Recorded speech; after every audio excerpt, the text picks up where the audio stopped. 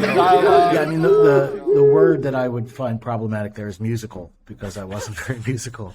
But I was the lead screamer in a band called Dung Beetle, and we did live in the same area at the same time.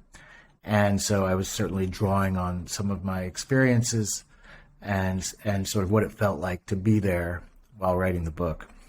Well, a friend of mine, a writer friend of mine here in L.A. named Adam Greenfield was telling me that one of his friends was in your band with you. Is it Reynolds? Is that the last name? Yes, Rob Reynolds. Rob Reynolds, yeah. So my buddy Adam I don't, but my buddy Adam was like, oh, yeah, my buddy Rob was in that band, Dung Beetle, with Sam, and because I told him I was going to be talking with you. Yeah. So I'm still very close with Rob. We talk all the time, and I was actually out in L.A. recently and hanging out with him, and he did some music along with remember a band called Shudder to Think? I do not. Well, they were a very good band from that time, but he's friends with a guy named Craig Wedgen from that band, and they did some music for the audiobook version of my novel, so it was all coming full circle in a nice way. That's awesome. You know, this scene, I have to admit, it made me feel, I felt like uncool, or I felt like a cool deficit, because I was thinking of that myself during this time period as like a senior in like a public high school in Indiana. And I just had I guess I read Rolling Stone and Spin Magazine in those days, but I just didn't know a ton about anything, not just music. But, you know, like to be in that scene, to actually have lived in Lower Manhattan when it wasn't completely overrun with like banks and, you know, all the stuff that we know about has happened to Manhattan, real estate wise and culture wise and everything. Like when it was still kind of possible to be like a noise rock band and live there and make a go of it, right? I mean, there's a little bit of nostalgia in that sense. Well, the book's sort of about the passing of that time, and specifically about these characters are at the kind of in the transitional moment, and they're sort of the latecomers. You know, punk's already happened. It seems like maybe the really vital things have already happened, and these are kind of after fumes in a certain way, and it still hasn't totally gentrified and totally turned, and it hasn't become what it is now.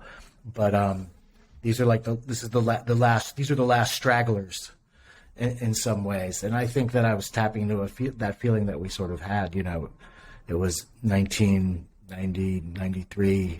You know, the heyday had been 15 years, 16 years earlier, or whatever. But I think that's a big part of the book, and you know, as you know, the book starts with this band and their little problems, but sort of the thing kind of grows, and we get into real estate, and we get into politics, and we get into cops, and we get into, you know, class antagonism and all sorts of things going on in the city.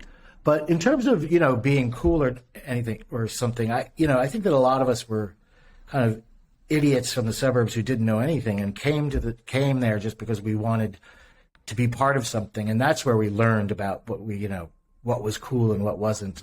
You know, there was always, I grew up in suburban New Jersey, and there was always somebody's older sibling had a Velvet Underground record or something, or, you know, or like, and then later a Sonic Youth record or something like that. But it, you know, you sort of had to cobble it together. And as you know, there was no internet, so you had to really, it was word of mouth. It was sort of passed along person to person, zine, you know, one grubby hand holding a zine, you know, handing it to another sort of thing. So that was part of it as well.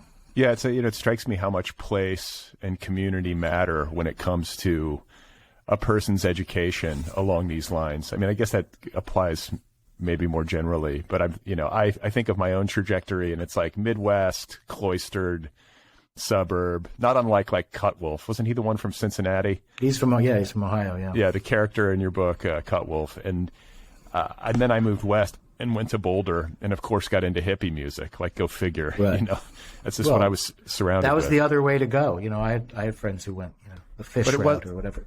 but it wasn't as cool.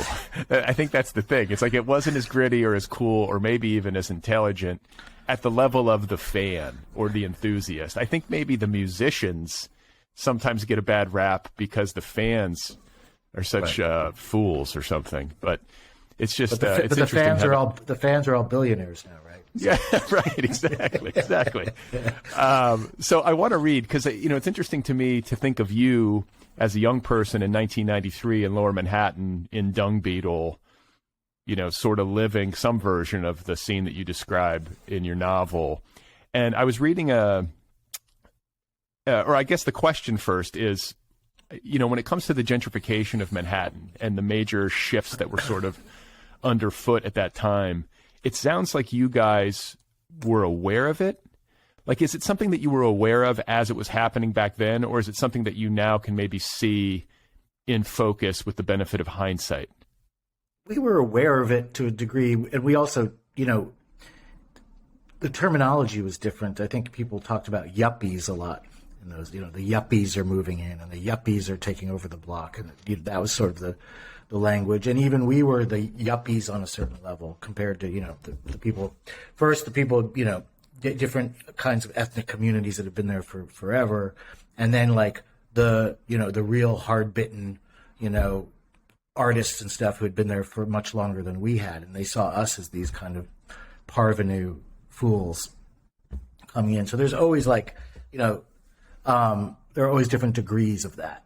But and so we sensed there was always kind of undercurrents of resentment, and there were conversations about it.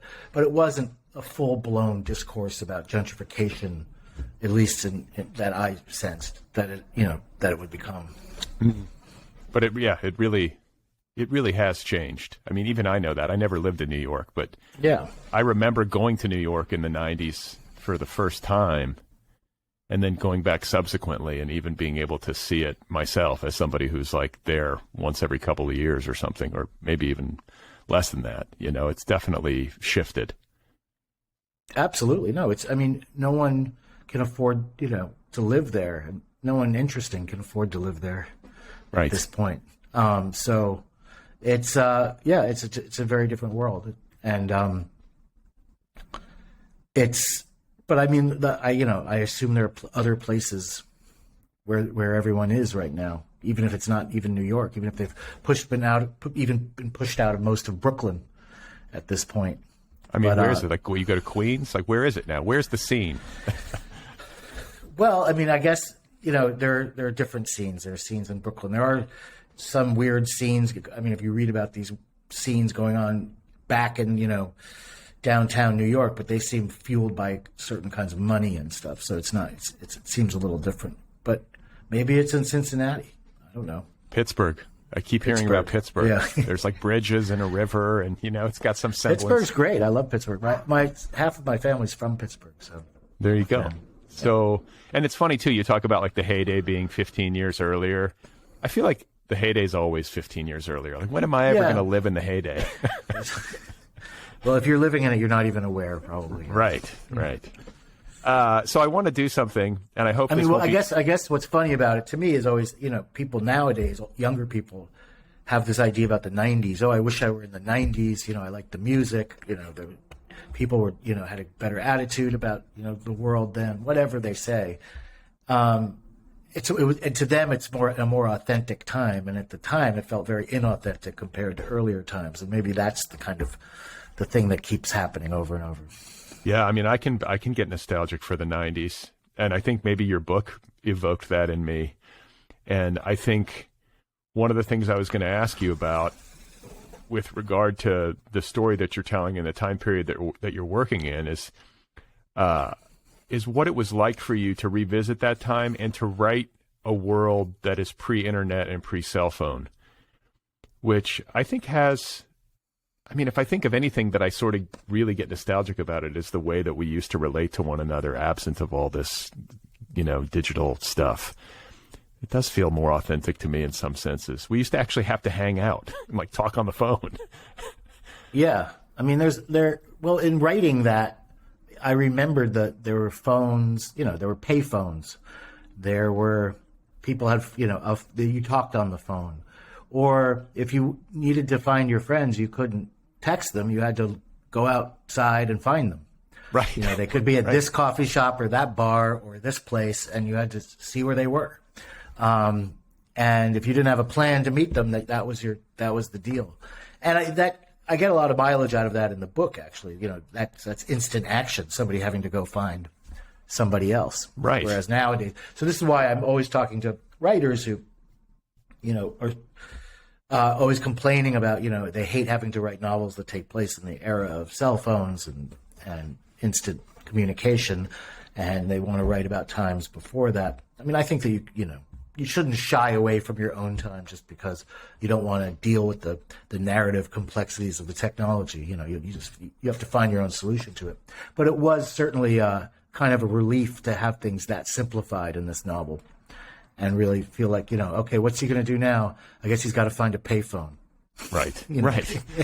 Well, and I don't like to sound like a curmudgeon. I know that it's like, I just sound like an old guy if I'm like, it was better back in the day. But I always go back to this one anecdote when it comes to this sort of thing, where I was reading an interview with, I think it was Tom Petty.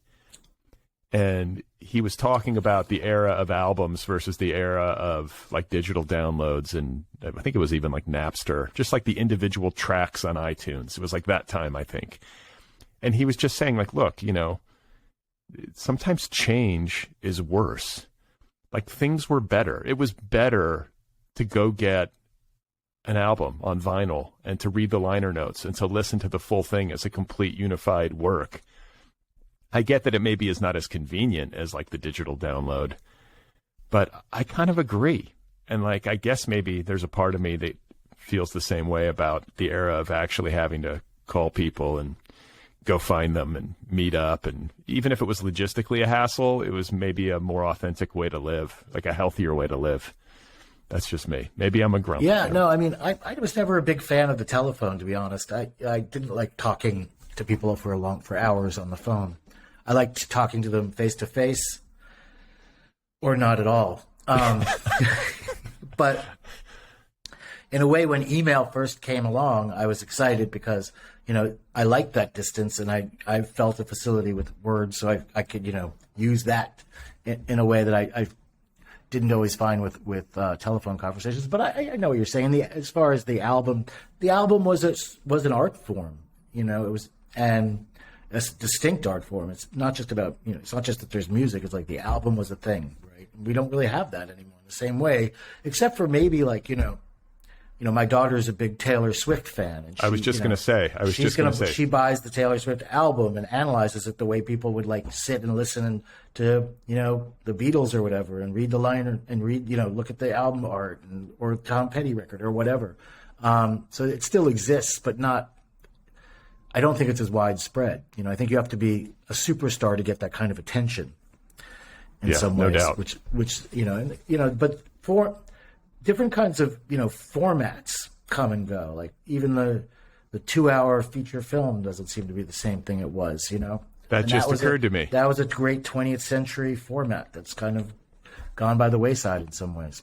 Yeah, it's now, you have all these. I mean, I think I read something about that too, or somebody was complaining about it, and I was nodding my head because it's like you have all these serialized narratives on television, which can be great. It's great to have some room to sort of roam and to tell longer stories, but it also can lead to really inefficient storytelling. Like as much of a pain in the ass as it is to write a 100-page or 105-page screenplay, the defined nature of that form enforces a kind of discipline on a person as a storyteller. And when someone gets that right, it's its own thing. It's wonderful, and it would right, suck because it's to not, lose it. we'll solve that problem later, or we'll just leave that hanging and reverse it later. Like that's what, that's right. There's a discipline. You have to deal with all of your strands and figure it out. Well, I want to do something to you. I hope you will. I hope this will not be too torturous to you, but I'm going to read a line or a couple of lines from a review of No One Left to Come Looking for You from the LA Times. And I just want to I want to talk to you about it because I feel like it holds some truth, and I'm wondering if you agree. So the reviewer, I think it's Mark Weingarten, if I'm remembering correctly, says, quote, "Ever since Lipsyte emerged in 2000 with his short story collection Venus Drive, he has been preoccupied with characters searching for some kind of twisted honor in resisting the money and status-obsessed modern world. It tends not to work out for them. Lipsyte's humor is born of their impotent rage against the machinations of runaway capitalism and unchecked acquisitiveness. End quote. How does that hit you? That hits me pretty true. Yeah, I completely agree with that. I mean, I think that the themes have been sort of I think one thing that it comes up in the book a lot, but back in the day when people talked about selling out as something you would want to avoid. Yeah. I think I thought a lot about that at the time, and I just never stopped thinking about that, I think is what happened. And so I do think that's been a theme throughout. I've always also, I think, written about people versus institutions, people, and the expectations that society puts on people and how they feel ill-equipped to be the person their society says they're supposed to be. So all of those things are all, kind of all swirling together. But absolutely the idea of, I think impotent rage is exactly right. That's what a lot of my characters are filled with, and where I hope some of the humor is derived from. No doubt. And I think maybe this is why your work speaks to me and speaks to so many people. I think about this fear of selling out. I think about the fact that you and I are both Generation X. That might be a generation-specific thing, to be thinking about. And even that lingo, the selling out lingo. Well, yeah, I mean, it doesn't even exist anymore, but maybe it will again.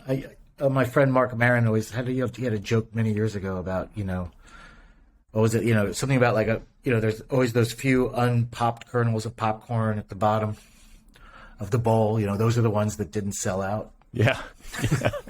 Yeah. But I mean, I think it seems like you were saying, to advertise oneself, to adopt maybe the mannerisms of advertising culture and the logics of corporate capitalism, it's just baked into the cake at this point. No one's even thinking about resisting it for the most part. Right. And I feel like maybe we're sort of these old fogies who are kind of unable to understand that there is no resisting. So why not do what you can for yourself? And it's almost like we're like prudes from, who are watching the sexual revolution happen, and we just can't understand all these people. Why am I but I want to die. I want to die on this hill, Sam. I don't want to leave my hill, No, it's hard. I mean, I think we're a generation that we know we have to do a certain amount of self-promotion, and we know we have, because, that's how the system works now.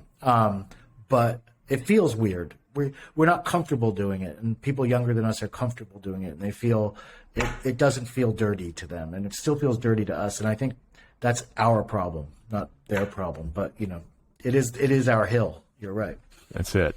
And I think too about death pretty frequently, hopefully not in a morbid way, but just I think it's good to be like, well, how am I going to feel at the end of all this? And what do I really want to do with my time here? And what little measly thing do I want to leave behind? And I think that's part of my calculus too, when it comes to not selling out and to trying to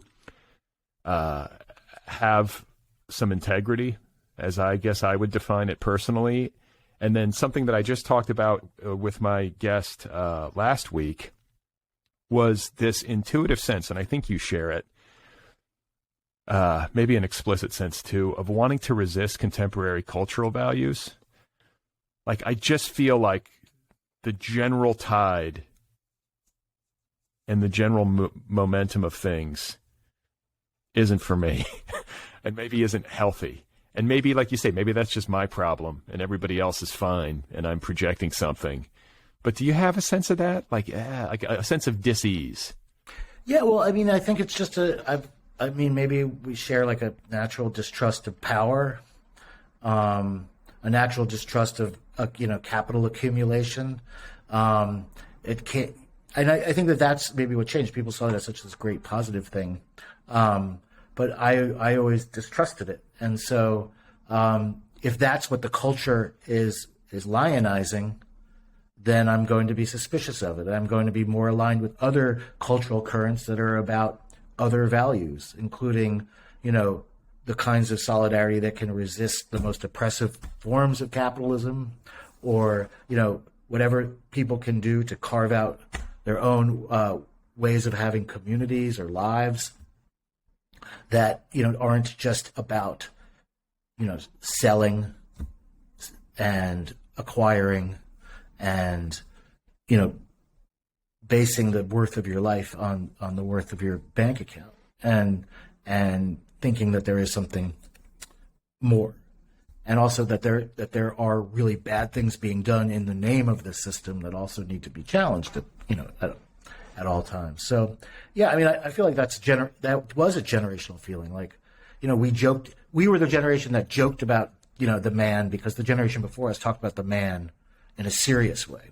And so we were ironic, be like, yeah, the man, watch out for the man. But we still meant it on a certain level. We still believed it. Sure. And I think that then that shifted in some ways. And perhaps it was, there's a line in the book like, about how Jack says, well, our irony smothers our politics, but they're still there, is his point. And I think, maybe that was the problem, but who knows? So this book is about a protagonist named Jack Shit. Yeah, I almost said Sam Shit because there is some overlap here with your own. I was Sam Shit. Yeah, in Dung Beetle. And Dung Beetle. I had a few names at different points in the band's history, and that was one of them. Yeah. Okay, so I started as Pogo Spinoza, and then I was Sam Beetle, and then in the later stages I was just Sam Shit. So that was the evolution. So you this is important stuff, man. I know. These are this is the gold, the golden details of the time. But you're writing about a band called the Shits, and your protagonist is named Jonathan.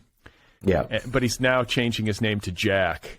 Yeah. I laugh so hard about the preoccupation with names in general. Just the naming in this book is fantastic. So you have the Shits, you have Jonathan Shit, who's now Jack Shit, you have Cutwolf, his bandmate, you have Hera, who's a bandmate, you have the Earl, Transcene, Vesna, Karina, Toad, Molotov, Heidegger Mounts. There's just so many great names in this book.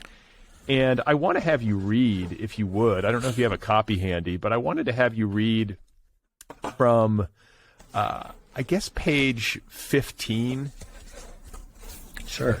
I want to have you read a section of the book that I think maybe gives readers an overview, not only of the scene and the time, but of the band, which is so central to your narrative. So it's the section that begins with "Truth Is," and then it'll go through "or something" on the following page, or "for something," I should say. Okay. I guess I should preface this by saying he was earlier talking about being in this other band that was kind of a more, straight up hardcore political band from the 80s. And it was a band that had been around forever. People always passed through playing in it for a little while. And, it was sort of a rite of passage to play. And you mentioned his name, Toad Molotov's band. So this was the annihilation of the soft left. The annihilation of the soft left. And so he had just been talking about he had met his current bandmate in this, in this world of this other band. But now they moved on. Truth is, despite our roots in the annihilation of the soft left, the Shits are pretty soft ourselves. We are not from the streets. We are each of us semi-misfits from one middle-class suburb or another, except for Hera, who hails from serious money. Her father is one of those junk bond guys, almost went to jail. The rest of us are usually broke, but there are family basements with fold-out couches flung across the American empire. New Jersey for me, Long Island for the Earl, Ohio for Cutwolf, for us to flee to in case of utter collapse. These are couches of last resort. The Shits are pretty left-wing, I guess, but our irony smothers our politics. I know this makes the older types crazy. It made Toad nuts. People think we have no beliefs. Trust me, we do. They're just tiny, fuzzy, fragile things, like fresh-born chicks. We do all we can to protect them, to feed them plump, life-sustaining kitsch worms and keep those greedy killers, the fucking baby boomers, at bay. Besides, what exactly are their beliefs? Dancing to the worst Fleetwood Mac song while balloons float down from the rafters? I once wrote a song for Toad about a certain breed of former flower person. It was called Deadhead Fuck, and it went like this. Deadhead hippie fuck, living on the corporate suck, out of time, out of luck, deadhead hippie fuck. Toad vetoed the tune, said it was too obvious. This from the man who wrote Intercontinental Ballistic Butt Plug in Caspar Weinberger's butt. Still, he had a point. Protest songs are not my strong suit. I may not have a strong suit, but I do possess a willingness to flash freeze my testicles on this desperate quest to reclaim my fender and save the shits from oblivion. That should count for something. So that gives that gives listeners a taste of Jack Shit and the band and kind of the music scene and just the sensibility that I think he's operating from or trying to operate from. And I had to laugh as a former Boulder guy, Deadhead, the Deadhead hippie fuck. It reminded me a little bit of the, what was that lyric by Don Henley? The Deadhead sticker on a Cadillac. The way that scene sort of, it followed the boomer trajectory, as it were. And I think that there's an interesting... Now it would be a Sonic Youth sticker on a Cadillac. Yeah, or on a Tesla, baby. I guess, yeah. I can't help but laugh, too. I think of, the Elon Musk stuff that's going on now, and I have to snigger a little bit at all these, L.A. Hollywood people in their Teslas, now that Elon Musk has proven himself to be, such a troll. It's just there's a weird dynamic happening. But I love... But is it a good car? I mean, I don't even know. Not if you're using the self-driving mode. Apparently, It'll drive you into into a wall sometimes. Or maybe that's the master plan. Maybe it is. I don't know. But I'm glad I don't have one. Let's put it that way. And I don't think I'll ever have a Tesla. But I love how there is a collision here happening between this kind of gritty, hip, I guess to some extent, music scene, Lower Manhattan, and the literary fiction quality of your work, and the meld that's happening with maybe a more genre crime fiction. And I don't know if you've heard this before, but it's reminiscent to me a little bit, at least in a way, of The Big Lebowski. You have these sort of burnouts, in a crime narrative, for lack of a better way of putting it, except that this scene and the people that you're describing have a harder edge. This is filthier. Filthy is the word that I would describe.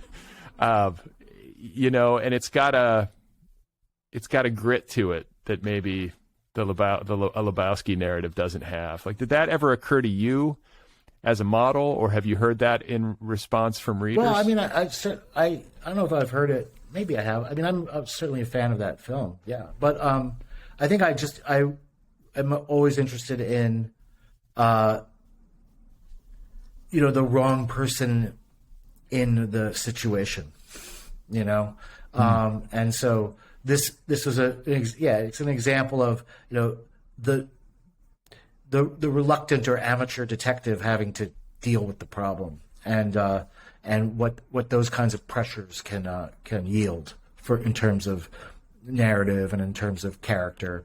So I think that's that drew me to it, and also the idea that I knew there was so much I wanted to say about this world and this time, but I wanted something that was very concrete to hang it all on, and so the idea of a mystery, the idea of somebody looking for something, felt so simple and elegant that I could, kind of pull that as this line from, the beginning to the end. And then all the other stuff I wanted to say, I could just drape over it. All the riffs, all the play, all the, the names and the lyrics and the stuff you're talking about, all the bits, could sort of hang off of this taut kind of narrative line of a crime story.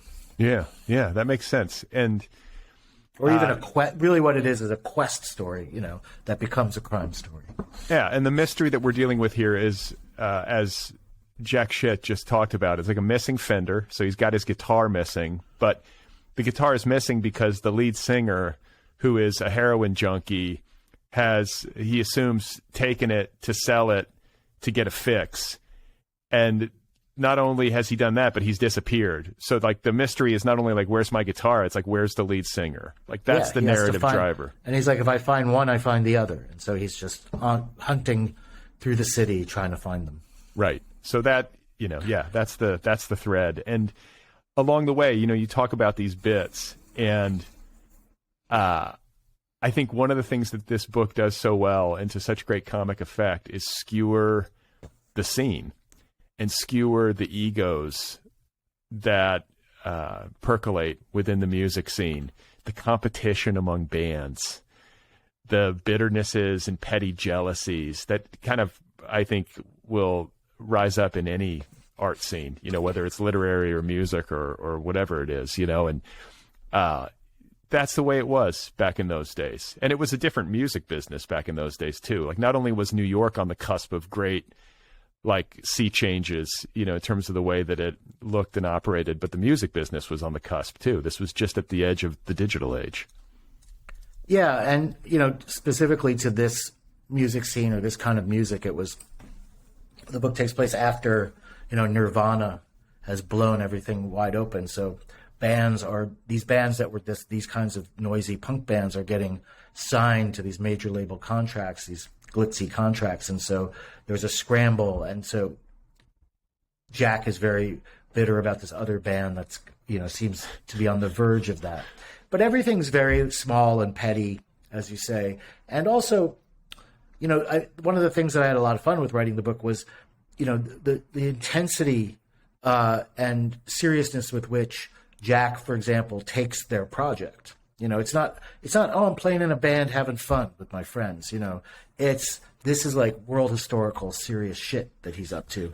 And it may not, they may not know how to actually play their instruments, but that's not the point. This is a serious undertaking, and they are, distinguishing themselves in ways that maybe their peers don't quite recognize yet, but history will see what they were doing. And so that's the secret kind of burning little fire inside of him that drives him as well. Is that how you were back in the day? Did you take it seriously? I think I took it way more seriously than I should have, but that was the only way I could do it, and that was the only way we could do it. I think that we were not really. I mean, the person Rob Reynolds that we mentioned at the outset. He is a very good guitar player, but I was not much of a musician. Our drummer was kind of learning drums, and our bass player was learning bass, although he turned out to be very good too. And I think like one of the weird things that happened is the band started to fall apart as we got competent, as we got good. Because then there became a certain point where we were actually good, but something shifted in that as well. But there was at the beginning this sort of wonderful communal desire to do something provocative and strange and noisy and wild, even though we didn't quite know what we were doing all the time or most of the time. And I think that kind of that passion was, it was not unique to us, but that certainly was where we were coming from, and where but it looks, in retrospect, it always looks kind of funny, but at the time it feels very important. Well, it feels very much in line with like the general punk ethos, which is that you don't have to be a master of your instrument or a master musician or like a note reader, but you have to have something to say. Like it's all very aware of that, yeah. Yeah, and you did. You clearly have a lot to say, and I think that maybe is why you have had like success transitioning from music to literature. It was all there somewhere. Yeah, and I mean, I was writing fiction before, and in a way, doing the band was a flight from some of the expectations I put on myself as to be a writer. And one of the things that I loved about this band was that, you couldn't hear my lyrics because the guitar was so fucking loud. And so there was something kind of liberating about, you could hear my screams, but you really couldn't make out what I was saying. And that was fine with me. It was mostly about emoting. It was mostly about going out into the audience. It was mostly about, we were talking last night. I did an event in New York last night, and we were talking about, this one show that I had kind of forgotten about, but where my parents had split up, but they decided on the same night to come. They'd never seen my band before, but they came. I think it was at the Knitting Factory, and they came, and they're like at either end of the room, and I'm like flailing around, and I'm lying on the floor, crying and talking about my parents while the band is, chugging away. Is there a tape of this show? Unfortunately, no. Or maybe fortunately. Yeah, or maybe fortunately. Well, speaking of parents, I mean, you talk about trying to write fiction and then maybe fleeing from it. I think any writer who's ever tried to write fiction can relate to fleeing from it. But I want to talk a little bit about family dynamics because your father is a notable writer and journalist. He makes a cameo in this novel.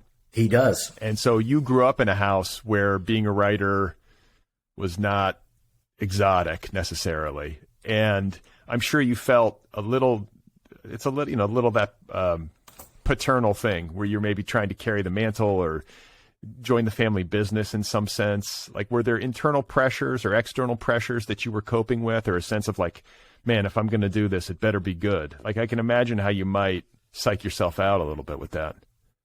Yeah, I mean, I think it was all in my head. It was all pressures I was putting on myself. I never got that kind of pressure from my family, and they were supportive of me doing whatever I wanted to do or whatever, was my passion. I think that I kind of followed in his footsteps. My father and my mother was a writer as well. She was a journalist and a novelist.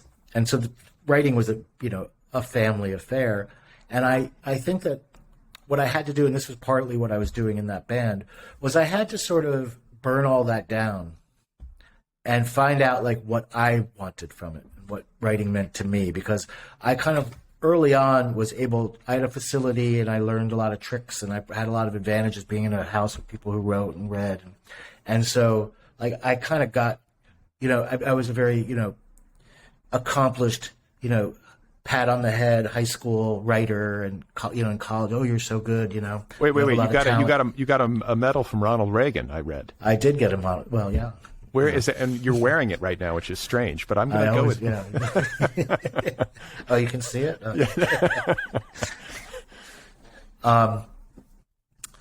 But I think again in my Gen X way, I distrusted that too. So I really had to sort of reinvent. I don't want to say reinvent myself, but I had to kind of strip it all down and build it back up again a little bit. And part of that was being in this band and not really dealing with writing. And then when I got out of the band and started really writing again, sort of going my own way, and that was part of the process. But the truth is that I also got a lot growing up in that house. And, as I said, was around people who talked about writing, who cared about writing, and a house full of books. And I always feel a little sheepish because I have so many friends who are writers who had to like really do some incredibly brave things to kind of free themselves from family and expectation. How could you be a writer? Came from families that never heard of such a thing. And really forge this unique identity for themselves. And I am in a way, I'm just working in the store, the family store in some ways, but you still have to kind of make your own space there.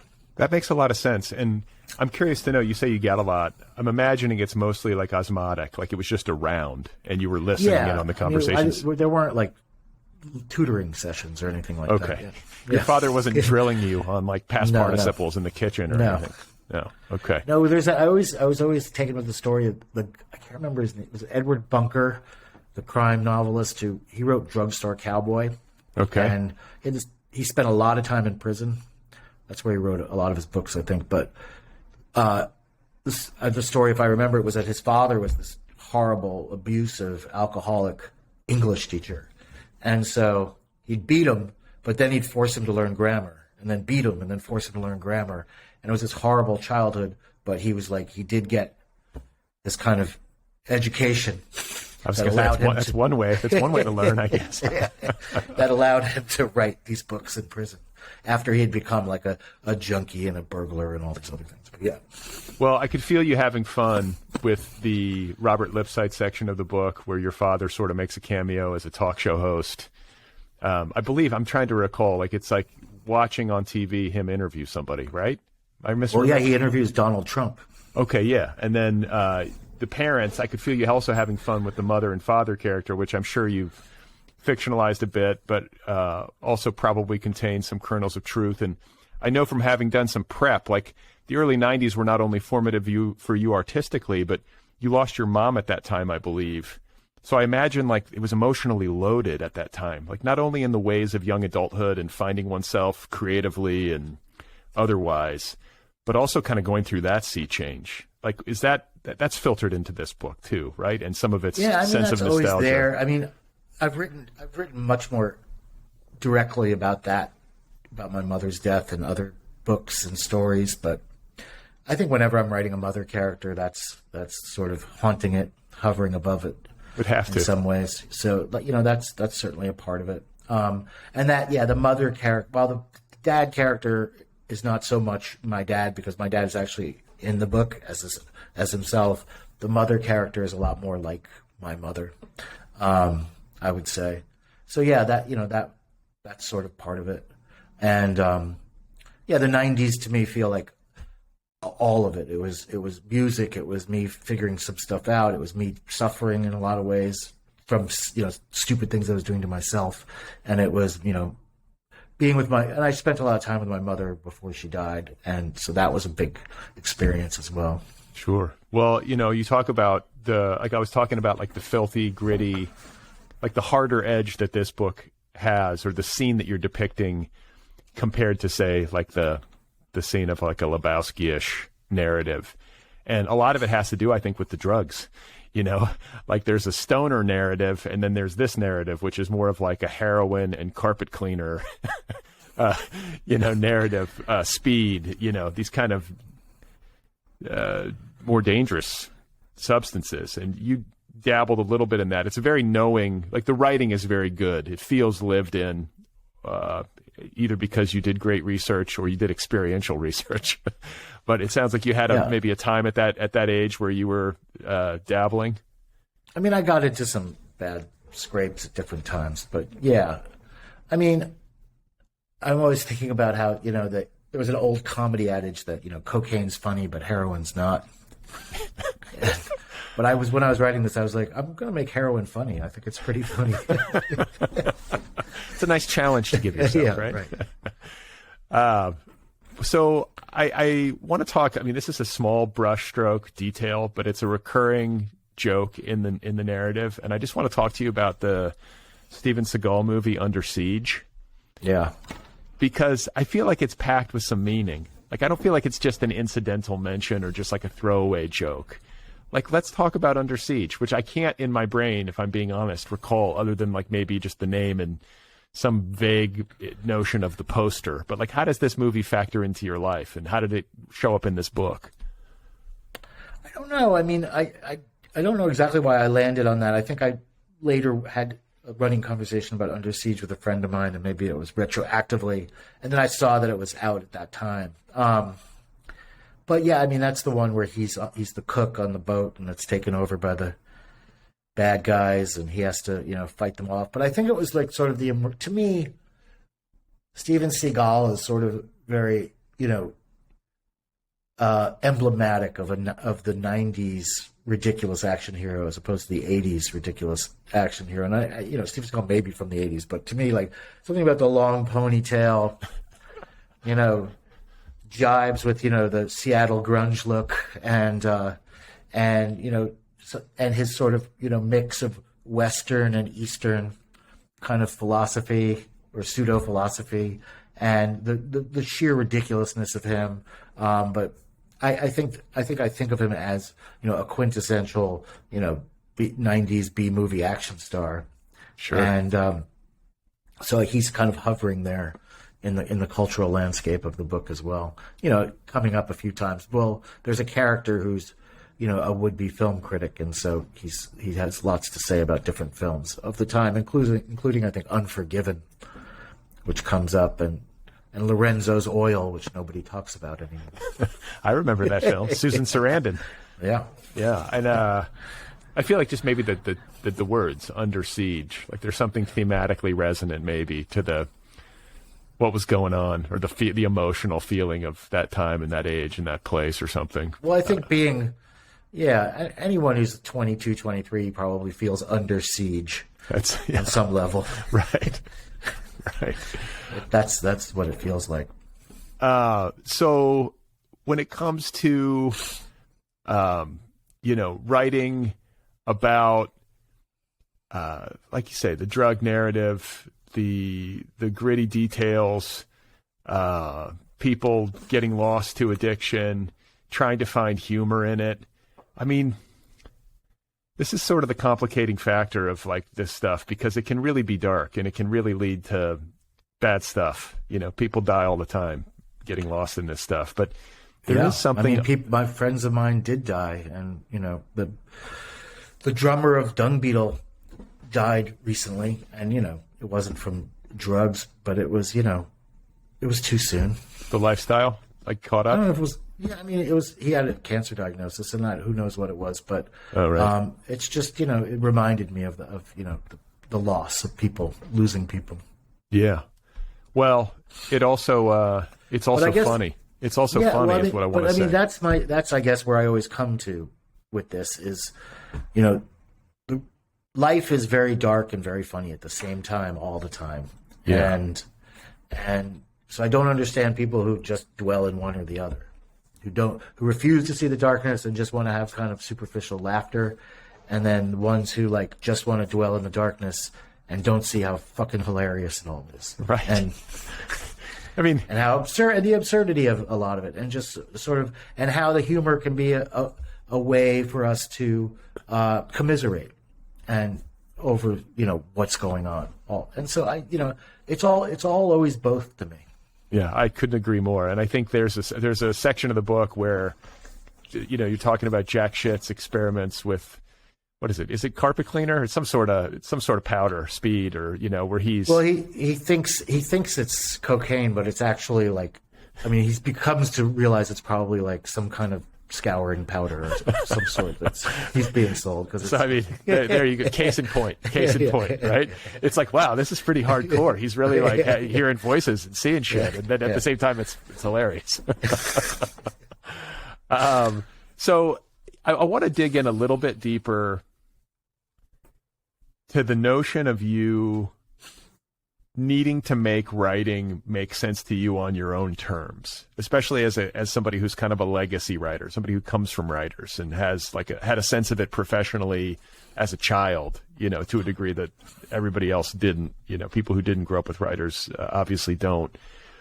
That makes a lot of good sense to me. And you're to be applauded for having good instincts. I imagine it wasn't super like preconceived. You were just kind of feeling your way through life. But I think for people listening who might be in a similar situation or might just need to get down to the core of what they're preoccupied with and what they want their particular art/writing project to mean to them. Yeah. You know, going and working in a different medium.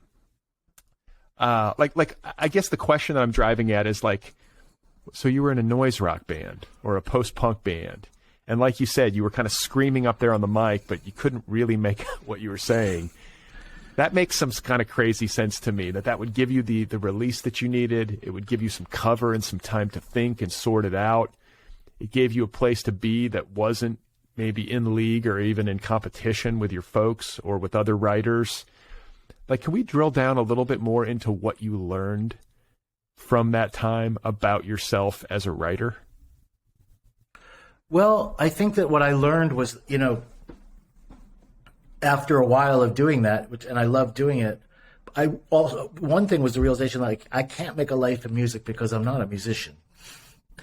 And at a certain point, like, I won't be able to do the things, you know, do much more than what I'm doing. And then I felt, and came across again the writer Barry Hannah is someone I've always loved, but he had a line, "I'm greedy for lives and language," and I realized I still had this greed for language, and I wanted to get back to, not necessarily that I had to be heard, but I wanted to hear what I was saying, at least to myself. I wanted to hear myself say it, and so that was a question, like, why do I care about, like, I've been playing the role of a writer for a while, then I stopped, and then I had to ask myself, like, what does it mean to me? What does literature mean to me? What do books mean to me? What do sentences mean to me? And it turned out that they really meant a whole lot. And I had to sort of, as you say, do something else, but also sort of get with myself alone in a room for a long time. And it wasn't about showing everybody my work, but it was just about writing and reading and writing and reading. And it wasn't because I had necessarily this big goal ahead of me. It was because I realized I was very happy. And it wasn't about being I knew what an agent was when I was 10, but like, I had to go back and find out like what, and when I was younger than that, I felt alive with language. Like, words really interested me, and the sounds of words really interested me, and the music of words really interested me. And like, I think I'd lost that on some level. And then I found that again. And that comic sensibility, you figure that out. Like, is that like an explicit intent? Like, I want to be a funny writer, because that is often how you're characterized. But there's also so much pathos in your work that it can feel like maybe you're working, like you say, it's that dark and light interplay. I'm wondering, like, what's the chicken and what's the egg? Do you know what I'm saying? Yeah, I don't think you can choose to be, you don't choose that. That's sort of the way the world comes to you that way. And that's sort of the spin you put on it. And sometimes, some people lean more towards the funny part, and some people lean away from it. And both things can be great. But it's just kind of your personality. So it's hard. You can't like make yourself a certain kind of writer. You kind of are what you are. And within that you can do a lot. But I remember I had a student once who he just wanted to be Samuel Beckett, and he kept writing these like bad imitations of Samuel Beckett.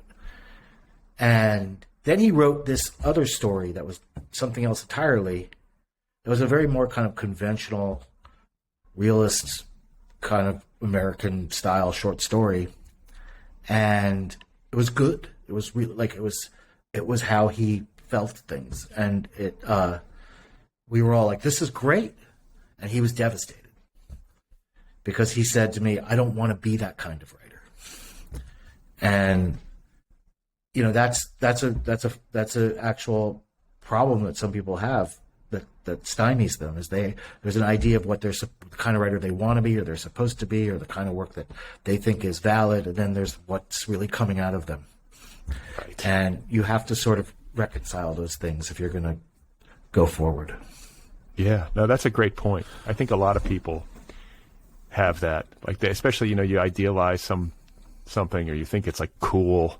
A lot of times I think young male writers, it's like there's an edginess or some kind of anarchic temperament or sensibility to the work, or the writer himself or herself was like particularly chaotic. And meanwhile, like, you're a kid from the suburbs, with like conventionally educated, and it's like you can't. Yeah. No, and the thing is like all of the stuff, and this gets into this book. There's a cop at a certain point who himself is kind of, LARPing on a certain level. Is like, telling the kids, like, you're just in this like little protected like dirtbag Disneyland here. Like, there's all this stuff going on around you don't even know. And you're like, shooting your drugs and playing your music and, being crazy, but it's, it's all in this bubble that you don't see. I want to actually stop you, because this is something that I loved in the book and that I noted, is the characterization of the cop, Shad. What's the last name? Forgive me. Fielden. Fielden, yeah. Yeah. So Shad Fielden, I love how you're playing him against type. Usually, like we talked earlier about Gen X and our relationship to the man, like our ironic posturing about the man. This is a cop who's educated, privileged, literary. You know, he's like not the cop that you're expecting for Lower Manhattan, who's kind of like the heavy. He's a Gen X cop too. Yeah. So, and then and then in tandem with that, something that I want to say, which I did not say earlier, is that when I was drawing the Lebowski comparison, but I was saying like this is a grittier, kind of like filthier scene. It's also a more sophisticated scene. Like the band and its sensibility and its characters are shot through with literary concerns, which makes some sense considering the parallels to your own life. But like, you know, there's like you're name dropping like Baudrillard and like all this kind of stuff in the book and in the conversations that happen between bandmates and, you know, even within, I think, Jack Shit's head, you know, as he's sort of reflecting. But it's definitely got like an air of sophistication and literariness to it that maybe has something to do with the fact that it's in New York. But it was a fun. Well, he's a guy who went to college and, you know, got his head stuffed with theory and you know, literary theory and, you know, and now he doesn't really know what it all means, and he doesn't really have he doesn't have a real beat on it, but he has the phrases spilling out of him, and he's trying to bend whatever that was stuck in his head into a theory of his band at times. But that's what it is, and I think like the main thing is that, you know, they're trying hard, but they're doing all this stuff that like some people might think is cool, but it's not. It's not cool. They're flailing. You know, and that's where I come to with it. It's like these are people that are really flailing and don't know, trying to figure out what their lives mean, what everything else means, and it's hard. And people flail into dangerous situations and they flail into funny situations, and that's what the early 20s felt like to me. My early 20s, not in the 90s. Me too. You know? And what I'm thinking is like, if you're in your early 20s and you're not flailing, aren't you kind of doing it wrong? Because you're not challenging yourself. I think so. Right? I mean, show me somebody in their early 20s who's got it all nailed down and isn't flailing. And I'm guessing I don't want to hang out with that person. You might want to hang out in their house. Hey, I'll drive their Tesla, but I mean, you know, come on. So I want to talk a little bit about the day-to-day and craft, because I know my listeners would probably love to hear you talk about it. At this stage of your career, with several books under your belt, is it getting any easier? What does a day-to-day Sam Lipsyte writing routine look like? I want to say I recall. Oh, is that your ride? Is it here? Yeah, they've come. They finally come for me. I was going to say, glad we could get this on tape. Yeah. But I want to say years ago we talked, and you sort of were telling me about your schedule and how you were, you know, you had to kind of build your writing work into your academic career. I'm assuming that's still the case. Like, how are you getting it done? That's still the case. You know, I mean, there's nothing to complain about, but like my prime writing time is, you know, the end of the semester in May to September. Like, and that's when I get a lot of the heavy lifting done. And so the summer for me is like a very, you know, disciplined, hardworking time when I'm, you know, writing most of the day, every day. And then during the teaching semesters, I'm still working on things, but it's, you know, more intermittent, and it's more, you know, editing and doing smaller things. Or if I'm working on a novel, like I dip into it, but I can't get that sustained time that I get during the summer. So I sort of see my life is sort of split between those two periods, the time that I'm teaching and the time that I'm writing. You know, they always say, you know, you have your writing, you have your job, and you have your family, and you can only do two at once. And I'm not going to like take time off from my family. I'm not going to be like, sorry, I'll see you guys in 6 months. Good luck. I'm sure there's some people that do that, but no, sure. Yeah. I mean, it's a lot. The only thing I can say, like, it seems like maybe that system, especially once you get acclimated to it, might be good creatively, because there's the tension embedded into it. Like, God, I wish I could write, but I can't because I got to tend to my, you know, the teaching and the family. But then when you finally get to the summer, I have to imagine you're raring to go, and you've probably been thinking about it and jotting down stuff and kind of mentally working out characters and plot lines and doing all the kind of subconscious work that then finds its way into the book. I mean, I don't write much down before I actually start composing a first draft, but it's definitely percolating the whole time. And I do believe that you do a lot of work beforehand without knowing it. As you said, your subconscious is at play.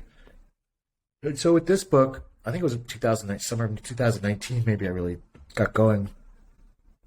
Yeah, it was. And I wrote this one in longhand and then some notebooks and just was like, I'm just going to write this whole novel in longhand and then put it. And I do that with short stories sometimes, but I've never done that with a novel before.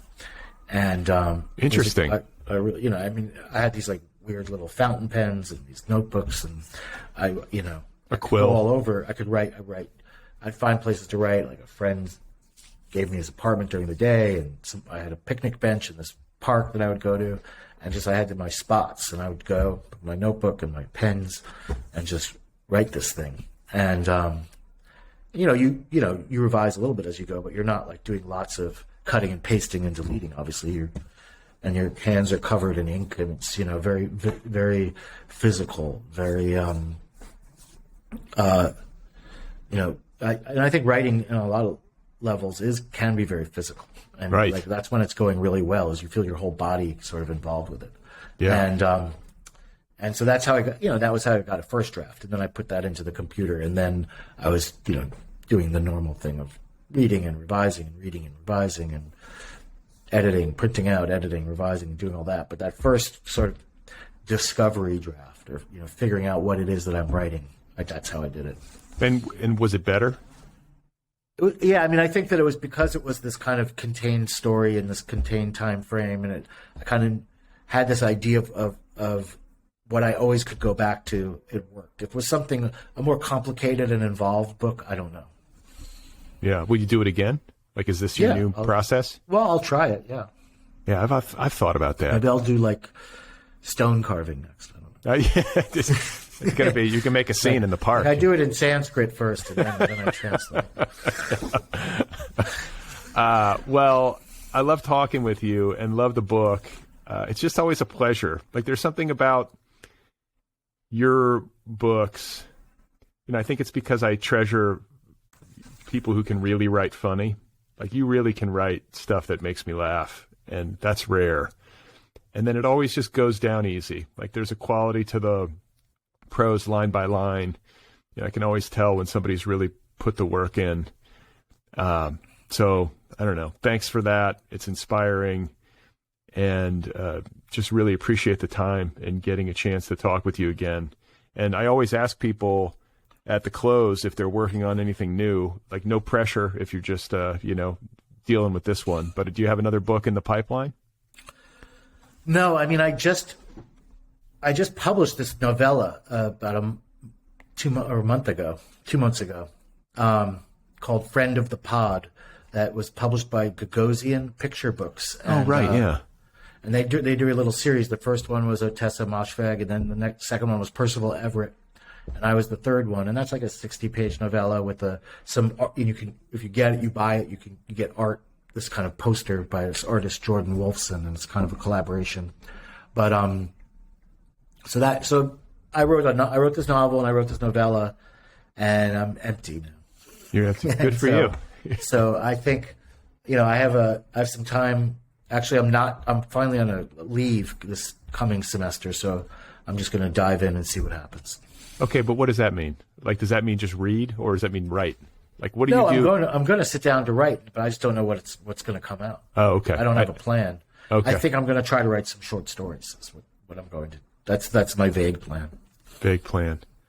All these books in is, you get to this place where you're empty. I think you probably understand, like, okay, I just got to refill the well. Sometimes that's just a function of time. Sometimes it's a function of input. I think for maybe writers at earlier stages of their career, or not, like, it can be disconcerting. Like, that feeling of emptiness can be make you feel a little edgy here, because it's more fun to be like in the thick of a project, right? Oh, absolutely. There's no worse feeling than handing in your book. Right. For those of you young writers out there looking forward to that day, you just heard it from Sam. It's a terrible, terrible occasion. But I guess my question is, do you find that it's getting easier to deal with the blank page? Like as the books stack up, are you learning and accruing knowledge as you go? And does each subsequent book feel a little bit easier? Or is it always just a process of renewal and learning from scratch? Well, I want it to be more of a process of renewal. I think that what I learned, the wisdom that I've gotten, and it's kind of related to what we were just saying, is I don't panic anymore of, oh, what if I never have anything more to write? You know, I know that things will keep. I've learned that what you have to do is squander it all, and then you will fill up again. But if you try to hoard stuff, then you'll just get kind of jammed up, and you'll have problems. But if you just don't try to like hold on to anything, just put it all in whatever you're doing, leave it everything out on the floor, as they say, then new stuff will come, life will come, and the language will come, and you can trust in that. All right. On that note, great to talk with you. Congratulations on No One Left to Come Looking for You, and I wish you well on whatever it is that's next. Thank you, Brad.